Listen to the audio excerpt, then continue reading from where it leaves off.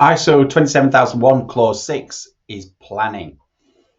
So what is that all about? Well, this is where we first come against the word risk, and it's where risk management and we're really introduced to the idea of risk assessments and risk treatment. But again, as with other clauses, I want to take a look at what it actually said within the standard, and then we might get a little bit deeper into some of the detail. So let's take a look. So here we are in the standard itself, the clause 6, which is made up of two parts. Principally, you have your actions to address risks and opportunities, and you have your information security objectives and planning to achieve them. Now, again, I'm going to say, and I will probably say this again and again, it's that risk management is a very complex topic. There's a lot to it. I cover this in quite a lot of detail, and certainly clause 6 within online courses that we provide on our website. But there's resources on our website you can also take a look at, the link in the show notes as usual. But we need to see exactly what it says within the actual standard itself to appreciate what's required and what we're actually talking about. So let's start with the beginning, which is 6.1 actions to address risks and opportunities. The key thing here is risks and opportunities. There are opportunities within what you're doing, ISO 27001.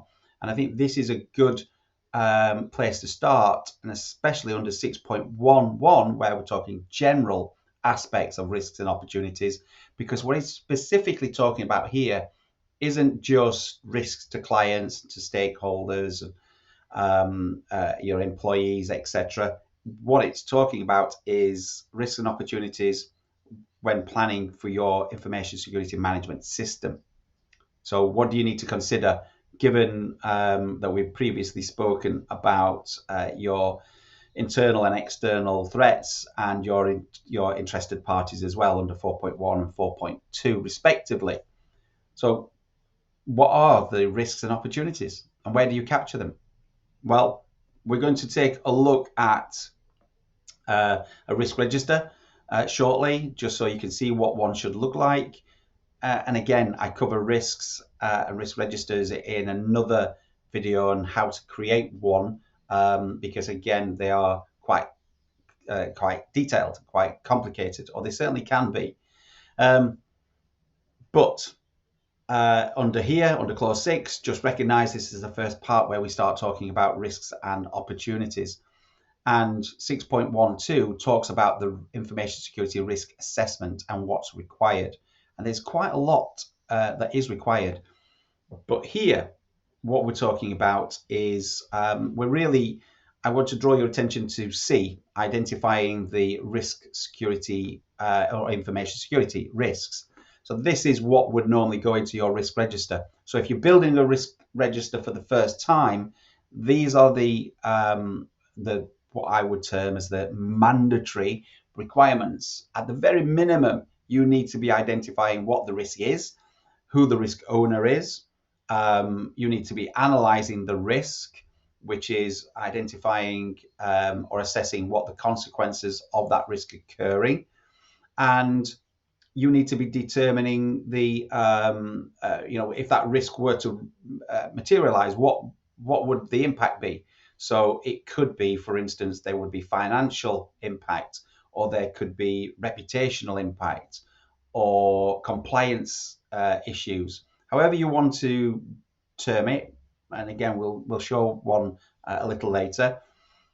You need to be identifying the potential consequences. So I like to call that column, that piece, the so what requirement. So if this risk was to happen, so what?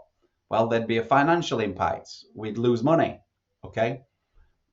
What else? Well, there could be an increase in operational costs. Okay. What else? Well, there might be an impact upon our reputation. Okay. Anything else? You get the picture. Once you identify what the potential consequences of that risk occurring are, you then need to provide, and again, keywords here, assess the realistic likelihood of the occurrence of the risk. So what is the likelihood of this happening, or probability of it happening? Now, the problem with risk management, and there are many, or the risk assessment process, and there are many problems, is that you are being asked to look into the future and analyze or guess if you think this is likely to occur, if this risk is likely to happen. And I'll give you an example to keep in mind, because it's a big example, but it's a very good example. And that is the risk of the pandemic occurring again. So what is the likelihood of that happening? Do you think it's likely to happen in the next 6 months or the next year? Or do you think it's not likely to happen ever again? The problem with risk management is that it is to some degree quite subjective, because you can look at the past history and say, well, this occurred a year ago, or this occurred 10 years ago, so therefore it's likely it's going to happen again. Or you can look forward and say, well, based upon all known factors that we are where we are today, this is what my assessment of the future likelihood of this occurring. It's very difficult to do that, in isolation. So you need to speak to other people. You need to gather a forum together, and more on that in a second. I'm kind of getting ahead of myself here a little, but the point is that what you need to do, what the requirement of the standard is, that you need to assess the realistic likelihood of this occurring, and then what the level of risks is as well, as in what is the impact. What is the impact likely to be? Is it going to be high, medium, or low? Will it, if this risk was to happen, would no one notice, or would the impact actually be quite high on you and your organization? Now, all of this information needs to be documented, so clearly a risk register is required, but I would also say that you need to have a documented risk management methodology. So this details how you are going through this process, who's involved, how do you gather the risks? Have you just sat in a room on your own and just thought of all the bad things that could potentially happen to your business, or did you quite rightly get a group of people together, and I would suggest it's your management review team, to sit down and identify the potential bad things that could happen to you and your organization? That is your risk management methodology. So there are two documents I would advocate you creating here or focusing on. That's the risk management methodology and the risk register. With the risk register, the next part of this is really, really very important. 6.1.3, information security risk treatment. In here, as it states, the organization shall define and apply an information security risk treatment process to select appropriate information security risk treatment options, determine all controls that are necessary, compare the controls determined in this and in the Annex A controls, and produce a statement of applicability. So there's a lot in here, but fundamentally, what this requirement is, information security risk treatment, is for you to identify the controls that you're going to implement or put in place that will manage this risk. It's also about identifying what you want to do with this risk, because you may decide that you've done enough. You may say, look, we want to accept or tolerate this risk. That means we're not going to do anything more. We've identified that, yes, there's a risk of this thing happening, and we've determined that the impact on us is medium and the likelihood of it happening is medium, and these are all the controls that we put in place to protect ourselves, and therefore we're not going to do anything further. In that case, job done. You need to obviously monitor and go back and check and assess that risk in the future. But if you decide you want to accept or tolerate that risk, then there's nothing more to do. You may also decide that you want to mitigate that risk. So in which case, you want to reduce it. You want to put some additional measures in there. This is where the action starts to come through with the risk register, where you actually identify what additional controls you might want to implement. So again, on here, you may, for instance, have a risk of abuse of information on mobile devices, for example. And you may determine actually you want to mitigate this further because the current control is that you have a policy and you do some user training and awareness, but you decided that in actual fact, it would be better if you had a true MDM solution in place, a mobile device management solution in place. So you'd say, actually, we're not comfortable with this risk. We want to reduce or mitigate it further. Now, you can also decide to avoid. That means you've got to stop doing whatever it is you're going to do. You've identified a risk and you say, well, actually, the best way for us to manage this risk is avoid doing these things, or we're just going to stop doing it. Or you might decide to outsource that risk. And that essentially means that you're going to you can never truly outsource risk, by the way, but what you're going to do is you're going to actually put that risk or the management of that risk to an external body. Now, that might be through insurance. You might insure that risk, or you may decide that you're going to give it to a third party, such as a cloud provider, for instance. So, compliance to cloud security requirements is still important that you understand what those risks are, but the controls around those risks are actually now outsourced to a third party, your cloud provider, for example. Under information security risk treatment, this is the first place that we really start talking about the statement of applicability, which is the list of controls that you have. Remembering in ISO 27001 2013/17, you had 114 controls. In the current ISO 27001 2022, there are just 93. But this, again, the standard is very clear about what they expect from you and your statements of applicability. So it has to be a document, because it's saying here you're going to produce a statement of applicability that contains this information. So it has the necessary controls listed within it, the justification for their inclusion, whether the necessary controls are implemented or not, and what the justification is for any exclusions that you might put in place. Now, again, it states here at the bottom of this section, the organization shall retain documented information about the information security risk treatment process. So again, and I've mentioned this previously about ISO 31000 and 27001 can be used as a framework for risk. So now you've identified your risks, you've assessed them, you've decided to treat them. We move on to information security objectives and planning to achieve them.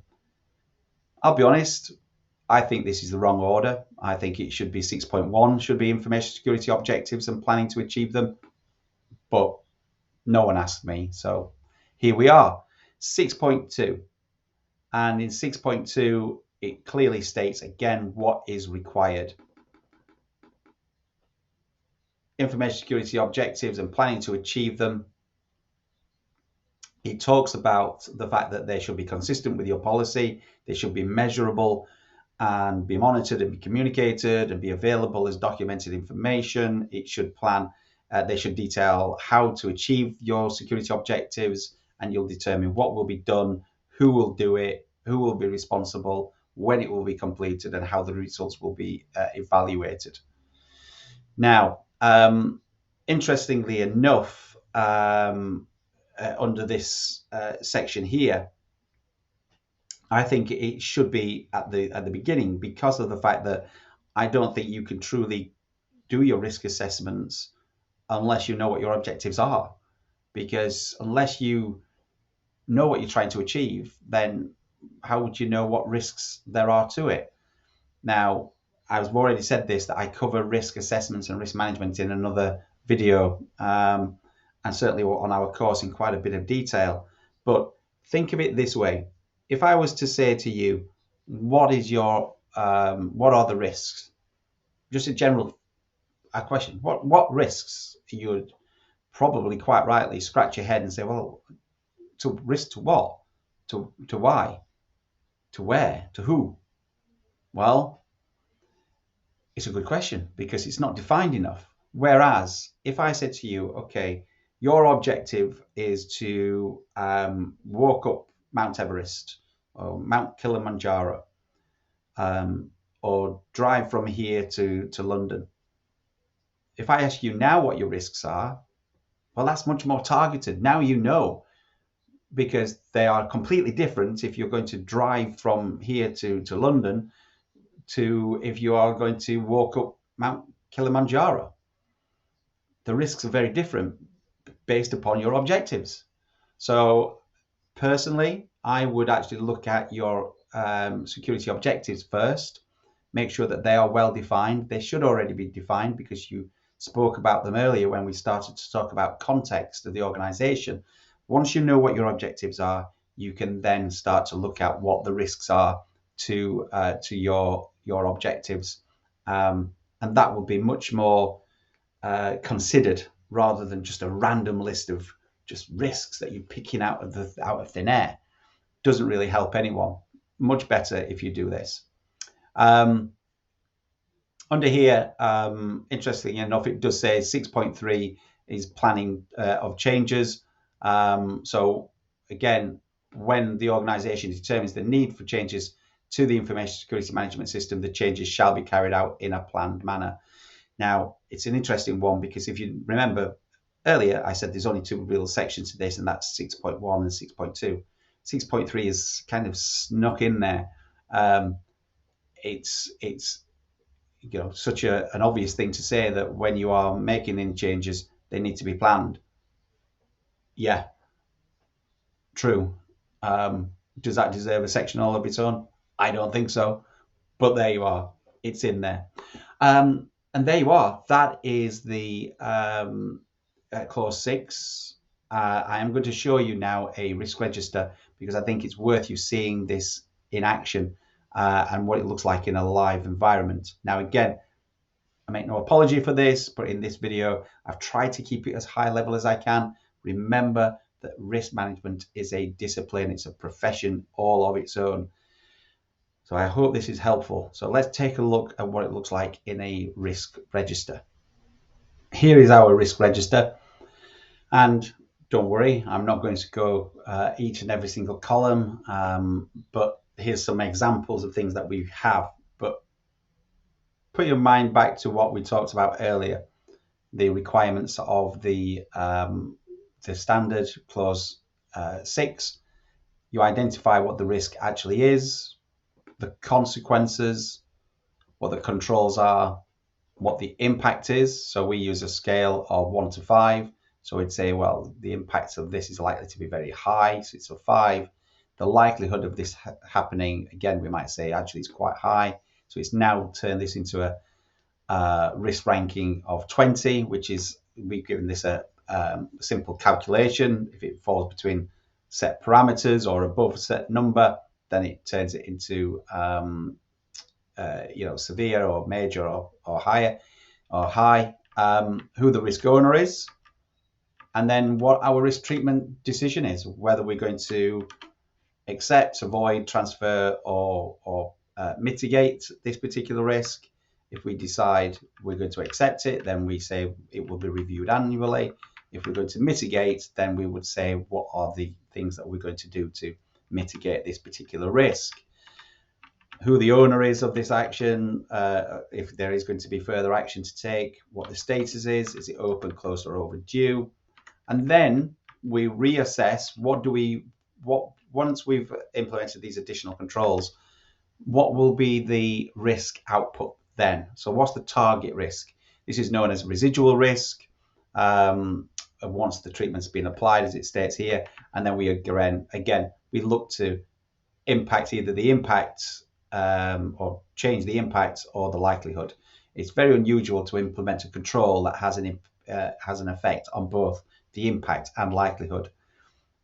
Example again is you might say, well, what's the impact of a global pandemic impacting upon our suppliers? Well, the impact is always going to be high, but you could turn around and say, well, actually, we're going to spread our suppliers around the globe. Currently, we've got 2, so we're going to increase our suppliers by 4% or 10%. So you increase that by a percentage or a number, and then you say, well, actually, now the impact, yes, would still be high, but in actual fact, so we'll say, yep, it's still high, but the likelihood now of it impacting upon us is low. So it's still considerable risk, but it's within the bounds of what we're going to accept. And then again, you state when was it last updated, any notes on further monitoring. So you might say, we'll review again in 6 months. So we'll say Q3 2023 at the time of writing. So there you are. That's the risk register. There's a hell of a lot to this. And as I've said, we cover this in quite a lot of detail within our training courses, but also as a separate video as well. And there you are.